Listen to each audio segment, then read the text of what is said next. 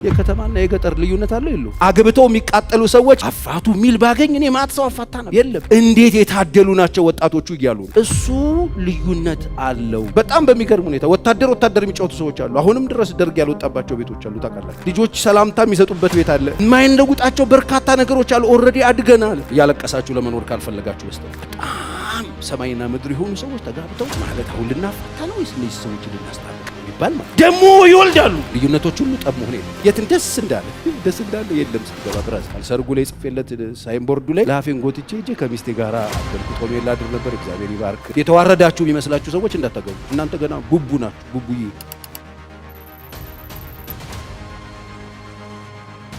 ግንኙነታችንን አደጋ ውስጥ የሚከቱት ነገሮች ምንድናቸው? ስሙ በጣም ይጠቅማችሁ። ከጋብቻ ውጪ በጋብቻ ውስጥ በህይወታችን ውስጥ እግዚአብሔር ይናገራል። ሳይናገር ምንም የሚቀር ነገር የለም። ጌታ በጣም አስገራሚ ተናጋሪ፣ በልዩ ልዩ አይነት መንገድ ይናገራል። አንሰማም ስንለው አህያ አፍ ከፍቶ መናገር የሚችል ነው። መንገድ እንድንቀይር አካሄድ እንድናስተካክል የዚህን ያክል የሚጠነቀቅ አምላክ። ሰሚ ካገኘ እግዚአብሔር ይናገራል። ምንድነው እሱ ችግሩ ሲባል ልዩነታችንን በአግባቡ ማስተናገድ አለመቻል። በጣም የሚያሳዝነው ነገር ሰዎች መካከል ያለው ልዩነትን በአግባብ ማስተናገድ አንችል። የብዙዎቻችን ችግር ይሄ ነው። በልዩነቶቻችን ዙሪያ ያሉትን ጠብ ችግር ሆነው እንድንለያይ የሚያደርጉት ነገሮች ላይ ጥንቃቄ አድርገን ልዩነቶቹ ያሉና የሚኖሩ እንደሆኑ መረዳት ያስፈልጋል። የጾታ ልዩነት በመካከላችን አለ። ወንድና ሴት ነው። ሶስተኛ ይል በተፈጥሮ ያለንን ልዩነት መረዳት ያስፈልጋል። የመጣንበት አካባቢ ሁሉም ሰው ከአንድ ቤት ውስጥ አይደለም የወጣው። ሀገር አለን። ልዩነቱን በጣም እያሰፋው የሚመጣው ማለት አሁን ያለው ችግር እኛ ቢሮ የሚመጡት ችግሮች የክልል ችግር ሁሉ የቀበሌ ችግር፣ ያደግንበት ሰፈር ችግር ስንቶቻችን ከጾታ ባሻገር ያደግንበት ማህበረሰብ የችግር ሰበብና ምክንያት ሊሆን እንደሚችል ምናቅ።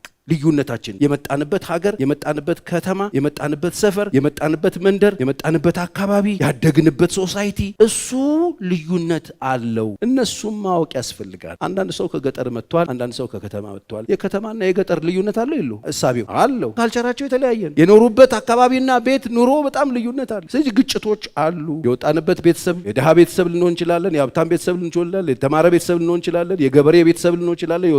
ወታደር ቤት ያደገ ልጅና ነጋዴ ቤት ያደገ ልጅ እኩል አይደለም። በጣም በሚገርም ሁኔታ ወታደር የሚጫወቱ ሰዎች አሉ። አሁንም ድረስ ደርግ ያልወጣባቸው ቤቶች አሉ። ታውቃላችሁ? አሁንም ደርግ የሚጫወቱ ሰዎች አሉ። ስርዓት ሲበላ በስነ ስርዓት የሚቆምበት፣ ሳህን ሲያዝ ሲጎረስ ሲበላ የማይወራበት አለ። በጣም በስርዓት ልጆች ሰላምታ የሚሰጡበት ቤት አለ። እግዚአብሔር ያሳያል። አሁንም ቆሙ አባቶቻቸው ፊት እንዲህ የሚሉ ልጆች ወታደሮች ቤት ያደጉ ሰዎች አሉ። ነጋዴ ቤት ያደገ ሰው አለ። ደግሞ ዘመናዊ ሞዴሊስት ቤት ያደገች ልጅ ትኖራለች። የተማረ ቤተሰብ ውስጥ ያደጉ ልጆች እንደተማረ ሰው ቁጭ ብለን እንዲህ ቤት እናድርግ እንነጋገር ምናምን የሚሉ ሰዎች አሉ። ደግሞ ምንም በሰላም ደግሞ ያደጉ ሰዎች አሉ። ልዩነት። ስለዚህ ግጭቶቻችን የሚመጡባቸው ግንኙነታችንን አደጋ ውስጥ የሚከቱት ነገሮች ምንድናቸው ካልን የመጣንባቸው ቀዮች ችግር ሊሆኑ እንደሚችሉ ማወቅ በጣም ወሳኝ። የባህሪ ልዩነት ግጭት ይፈጥራል። አንዳንድ ሰው ጭምት ሰው የማይናገር ሰው፣ አንዳንድ ደግሞ ይለፈልፍ ሰው፣ ከጧት እስከ ማታ ከረባት የሆነ ምላስ ያለው ሰው፣ ወንድም ሴት ምንም ማብራሪያ አንተ ሴት ነህ እንደ የሚባል ሰው እያለ ሲመጣ ያለ ምንም ማባሪያ የሌላቸው ያለ ወረፋ የሚያወሩ ወንዶችም ሴቶችም ያሉበት፣ ደግሞ ጭምት ዝምተኛ፣ ተናዳጅ፣ ደግሞ ዝግ ያለ የሚጮህ ረጋ ብሎ የሚያወራ፣ ስርዓት ያለው ስርዓት የሌለው፣ በጣም ብዙ አይነት ባህሪ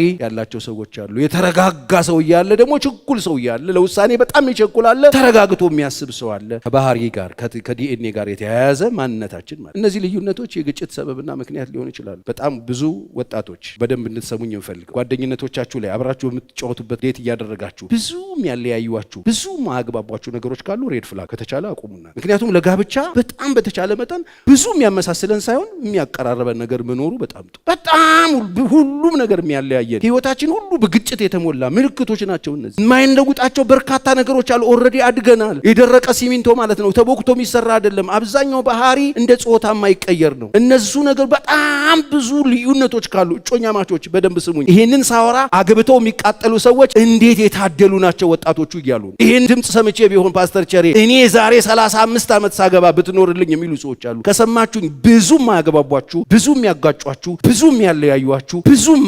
ማትግባቡባቸው የወፍ ቋንቋ የሆነ ግንኙነት ውስጥ ያላችሁ ማግባት ብቻ ስላለባችሁ በዙሪያችሁ ያለው ለምን አታገቢም ለምን አታገባ የሚል ንዝነዛና ይሄ ንትርክ ከመኖሩ የተነሳ የማታምኑበትን ብዙ የሚያለያዩዋችሁ፣ የሚያጋጯችሁ፣ የማያመሳስሏችሁ፣ የማያገባቧችሁ ነገሮች እያሉ ወደ ጋብቻ እንዳትሄዱ። ሬድ ፍላግ። እያለቀሳችሁ ለመኖር ካልፈለጋችሁ በስተቀር ብዙ የሚያለያዩዋችሁ፣ ብዙ የሚያጋጯችሁ ምናምን መኖር የተወሰነ የሚያገባባችሁ ለመኖር የሚያስችላችሁ ወረት ልትይዙ ያስፈልጋል።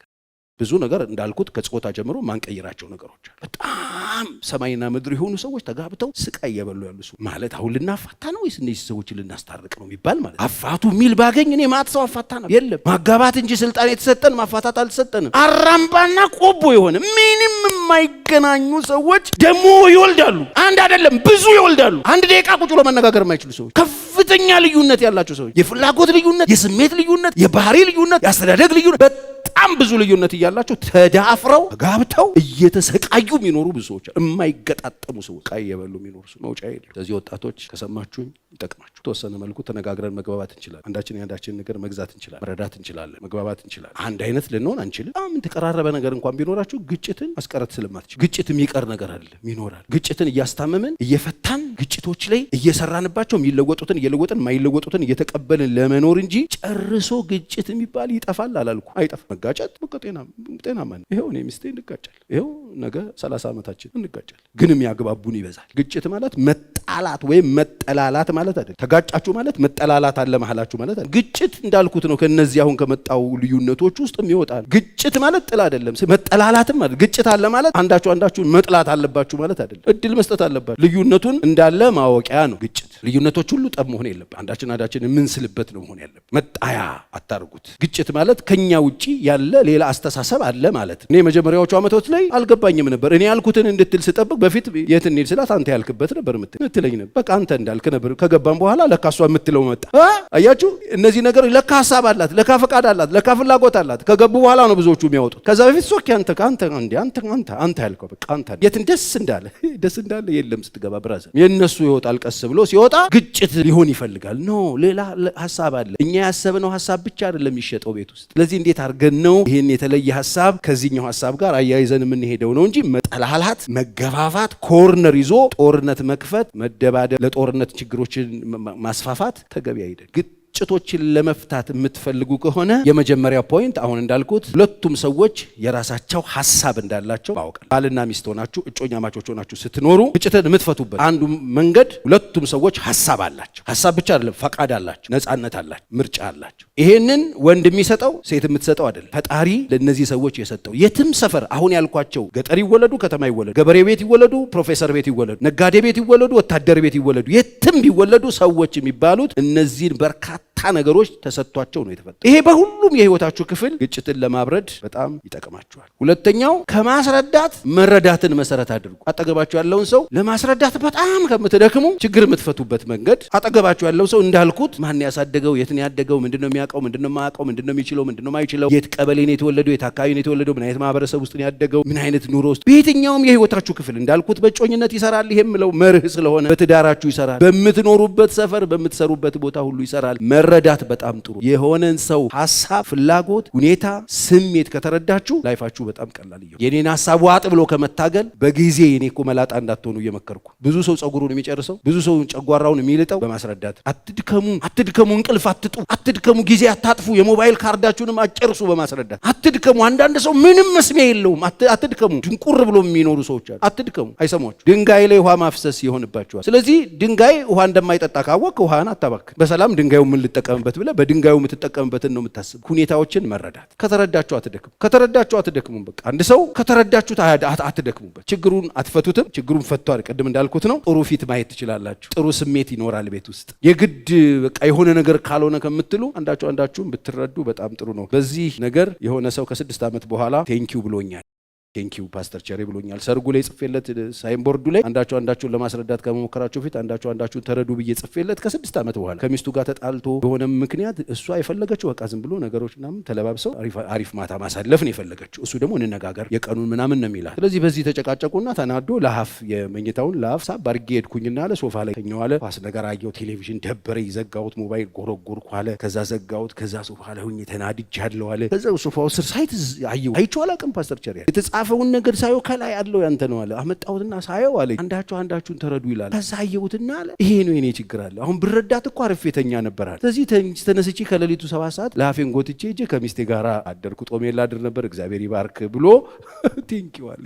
ሶስተኛው አንዳችን ከአንዳችን የምንለይበትን ነገር ማወቅ ጥሩ ነው። በምንድን ነው የምንለያይበትን ነገር ለማወቅ ሞክሩ። ሴቶች ከወንዶች፣ ወንዶች ከሴቶች የምትለዩት በምንድን? ተፈጥሮ ይለየናል እንዳልኳችሁ፣ አስተዳደግ እንዳልኩት ብዙ ነገር የሚለያየንን ነገር ማወቅ በጣም አሪፍ ነው። ኦኬ አይ አረር ልጅ እኮ ስለሆነ ነው ባለጌ ስለሆነ አይደል አቦ በእናትህ ምናምን ሲል እሱ ኦኬ ደግሞ ጭምት የሆነ ነገር ሲያመልጥ ኦኬ መረዳት የምንለያይበት መንገድ። አንዱ ጮክ ብሎ ነው የሚያወራው። ጮክ ብሎ ማውራት ሁሉ ቁጣ ይመስላችሁ ሰዎች ይኸው ጀመረሽ ይባል ምን አረኩኝ ለምን ትቆጫለሽ መቼ ተቆጣው? ተፈጥሮ ሁሉ ጮክ ብሎ ነው የኖረው። አንዳችንን ያለንን ነገር ስናቅ አሪፍ ይሆን። አራተኛው አሸናፊ እና ተሸናፊ የሌለበት እንደሆነ ተቋሙ ማወቅ አለበት። አሸናፊና ተሸናፊ የለም። ስለዚህ በትዳራችሁ ላይ ወንዶች አሸናፊ ለመሆን አትሞክሩ፣ አትድከሙ፣ ህይወታችሁን አታሳጥሩት። ልጆቻችሁን አሳድጋችሁ በክብር ድራችሁ ብታልፉ ይሻላል። ይሄ ተቋም የሁለት ተሸናፊ ሰዎች መኖሪያ። በዚህ ተቋም ውስጥ አሸናፊና ተሸናፊ ለመሆን የምትጣጣሩ ከሆነ ችግር አትፈቱ። ስለዚህ አሸናፊም ተሸናፊም እንደሌለው ካወቃችሁ አንዳንድ ጊዜ ሚስት አሸናፊ የመሰለች ቢመስልህ አሸናፊ የለውም ለካ ቤቱ ሶኬ ይመችሽ ብለን ማለፍ ነው። ተሸንፈህ አይደለም። ባልሽ አንዳንድ ጊዜ አሸናፊ ሆነ እንዲመስለው ቢፈልግ ስጪው፣ ምን ችግር አለው? አሸናፊ የለውም ተቋሙ። የሁለት እኩያሞች የፍቅረኞች መኖሪያ። ስለዚህ ትዳር ውስጥ አንዱ አጥቂ አንዱ ተጠቂ ሊሆን አይገባም። አጥቂና ተጠቂ ያለበት አይደል። መንገዱ የሁለት ጓደኛ ማቾች መንገድ፣ ሁለት ጓደኛ ማቾች የሚሄዱበት መንገድ። አንዱ አጥቂና አንዱ ተጠቂ አይደለም። አንዱ ገዳይ አንዱ ተገዳይ አይደለም። አንዱ አሸናፊ ሌላኛው ተሸናፊ አይደለም። አንዱ የበላይ አንዱ የበታች አይደለም። ሁለት ስንት? አንድ። መጽሐፍ ቅዱስ ሁለቱ ስንት ናቸው? አንድ ናቸው። ኢየሱስ መጥተው ሲጠይቁት ወደፊት ሁለት አይደሉም አለ ኢየሱስ። ሁለቱ ወደፊት ሁለት አይደሉም። ወደፊት አንዱ አሸንፎ ሜዲያ ላይ አይወስድም፣ አንዱ አሸንፎ ዋንጫ አይወስድም። ሁለቱም ስንት ናቸው አለ? አንድ ናቸው። በትዳር ውስጥ የበላይ ሆኖ የሚኖረው አንድ ነው። እሱም አለቃው፣ ባለቤቱ፣ ፈጣሪው እግዚአብሔር። በነገራችን ላይ ይሄ ካልገባችሁ እንዳታገቡ። አሁን የማወራው ነገር ካልገባችሁ እንዳታገቡ። ሴቶችም ወንዶች ለሴት መገዛት፣ ሴትን መውደድ፣ ለሴት መሸነፍ፣ ሴትን ማክበር፣ ሴትን መውደድ፣ ለሴት መሳሳት ለጌታ መገዛት እንደሆነ የማታውቁ ከሆነ እንዳታገቡ። የተዋረዳችሁ የሚመስላችሁ ሰዎች እንዳታገቡ። እናንተ ገና ቡቡ ናችሁ። ቡቡዬ ለወንድ መገዛት፣ ለወንድ ሰሚት ማድረግ፣ ለወንድ መሸነፍ፣ ወንድን መውደድ፣ መታዘዝ፣ ለጌታ መታዘዝ እንደሆነ ማታምኚ ከሆነ አታግቢ። ደግሞ ለወንድ የምትይ ከሆነ እርጥብ አልገባሽም፣ ነገር አለሙ ገና አልገባሽም ማለት በቃ እኮ ጌታ ይሄንን ነው ያደረገው። መንፈስ ሚስጥር ታላቅ ነው። ስለ ክርስቶስና ስለ ቤተ ክርስቲያን ነው የምለው። ባሎች ለሚስቶች የምታረጉት ለእኔ ነው የምታረጉት። ሚስቶች ለባሎች የምታረጉት እንደዚህ እኮ ነው ያደረገና የቆለፈው። ለዚህ እኮ ነው በማስተዋል ኑሮ የተባለው። እሷን የሆነ ነገር ካረክ ቆልፈዋለሁ። እሷ ማለት የሰማይ ቁልፍ ናት እኮ ያለበት ምክንያት እኮ ይሄ ነው። ለወንድ መሸነፍ ለሴት መሸነፍ የሚባል ነገር የለም። ለእግዚአብሔር ስርዓት መገዛት ነው። መንፈሳዊነት ነው። ይሄ ሚስጥር ነው። ሚስጥር ይሄ ገና ሳይለቅህ ገና የሴትና የወንድ አባዜ ውስጥ ከሆነ ያለው ገና ና አታግባ። ግድ የለም ይቅርብ። በደሞዝ ስትበልጥ ጨጓራን የሚያም ራስን የሚያም መድኃኒት የምትውጥ ከሆነ ታግባ። ስትበለጥ መቀበል የማትችል ከሆነ አታግባ። ጌታን የበለጠህ ሴቴ ማን ነው? ወንዴ ማን ነው? አያችሁ፣ ይሄ መንፈሳዊ ሚስጥር ነው። ይሄ ነው አሁን አገር እየበጠበጠ ያለው። ችግር መፍታት ከፈለጋችሁ አሸናፊና ተሸናፊ የለው። የመጨረሻው ጥረቱን ማድነቅ አለብን። ግጭት ስትፈቱ ከተፈታ በኋላ ከታረቃችሁ በኋላ ቴንኪው የኔ መቤት፣ ቴንኪው የኔ ሚስት፣ በጣም አመሰግናለሁ። አንቺ ኩልብሽን ጥሩ አድርገሽ ለዚህ ነገር ይቅርታ ባታረጊ ኖሮ ይሄ ነገር አይሰራም ነበር። ቴንኪው የኔ ባል፣ ምልስ ስላልክልኝ ቴንኪው። ቤታችን እንድንሰራ ምክንያት ስለሆንክ አመሰግናለሁ። አመስግኑት። ችግር መፍቻው ነው።